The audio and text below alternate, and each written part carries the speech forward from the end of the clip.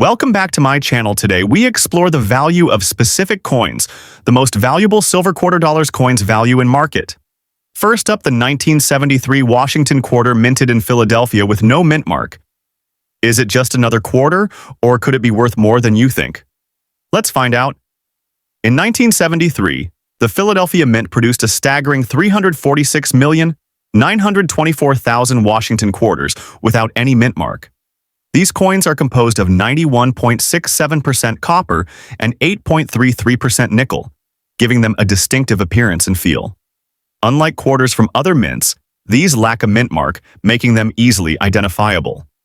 But does that make them valuable? Most 1973 quarters you come across are in circulated condition, showing signs of wear and tear.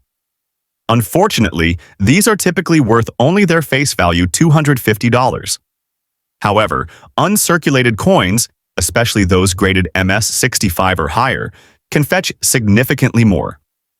For instance, a 1973 quarter graded MS67 sold for $1,486 in 2013. Some 1973 quarters exhibit minting errors, such as double strikes or misaligned dies.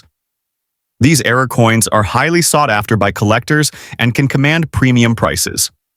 For example, a 1973 quarter with a double strike error sold for $1,495 at auction.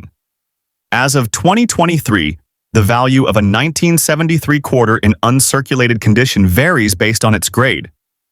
An MS65 can be worth around $6, while an MS67 Plus can fetch up to $1,300. Top-tier specimens, especially those with unique errors, can reach values exceeding $5,000. To determine the value of your 1973 quarter, you'll need to assess its condition. Here's a quick guide to coin grading. Coins are graded on a scale from G4, good, to MS70, perfect. Higher grade coins are more valuable.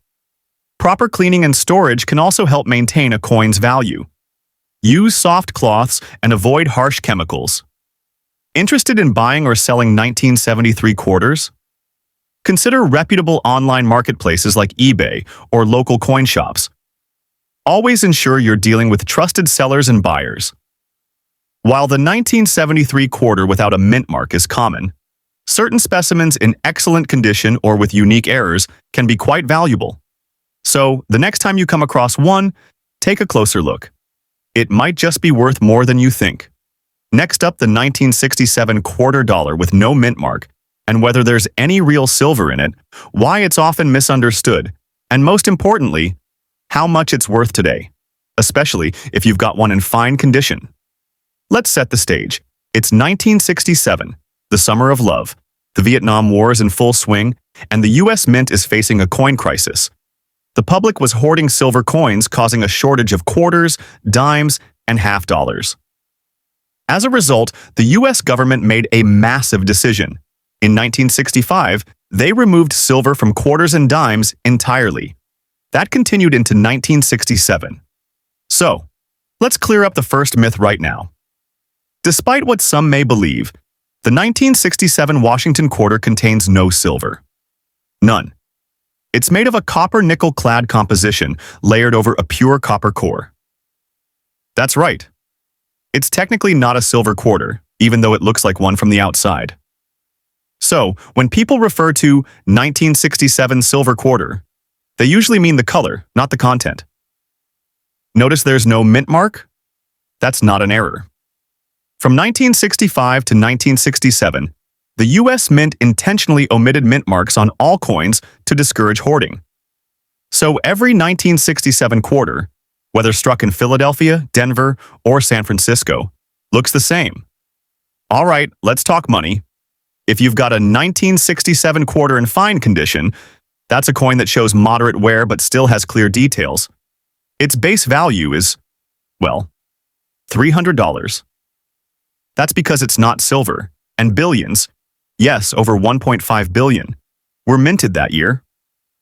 These are rare, but if you've got a 1967 quarter with doubling on the letters or date, you could be looking at $75 to $200 depending on the severity and condition.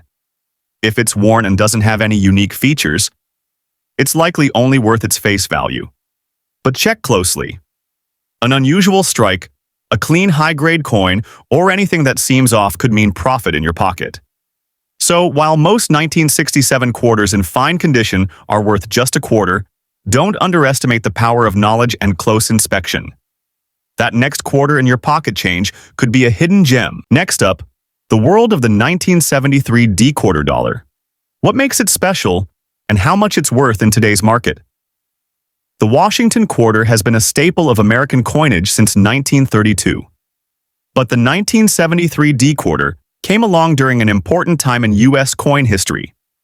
This coin was minted in Denver, as denoted by the D mint mark, and came at a time when the U.S. was transitioning firmly away from silver coinage. Here's the kicker. The 1973 D quarter is not made of silver. By this time, quarters were composed of a clad combination of copper and nickel. The U.S. Mint stopped using 90% silver in quarters after 1964, so technically, there are no regular issue 1973 D quarters struck in silver. So why are some of these quarters still valuable today? The answer lies in condition, rarity, and collector demand. The 1973 D quarter features the classic George Washington profile on the obverse and the eagle with outspread wings on the reverse. Composition-wise, it's made of a copper-nickel clad, meaning it's not a silver coin.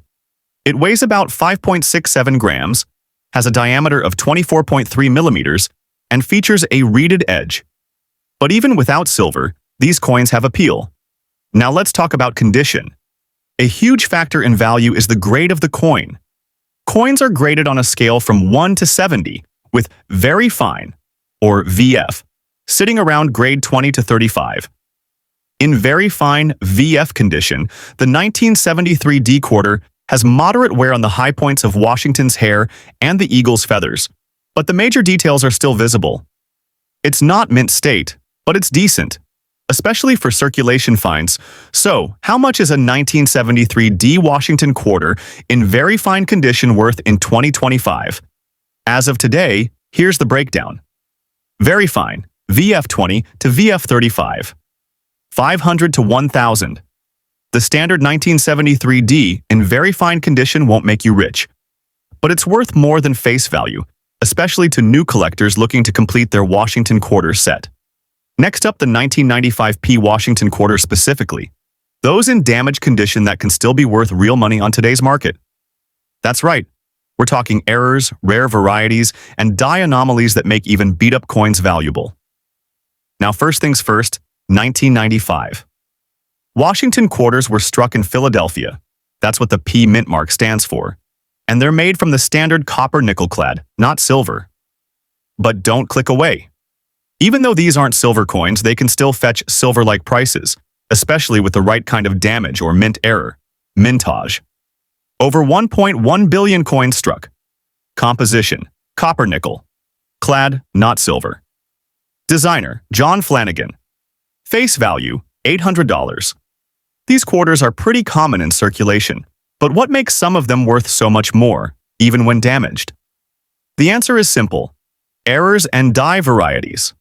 Next, keep an eye out for clipped planchets. When a part of the coin is missing from a misfeed in the blanking press. Even if the coin is scratched or beat up, collectors love these clips. Expect to get $1,500 to $4,000 for a typical damaged example.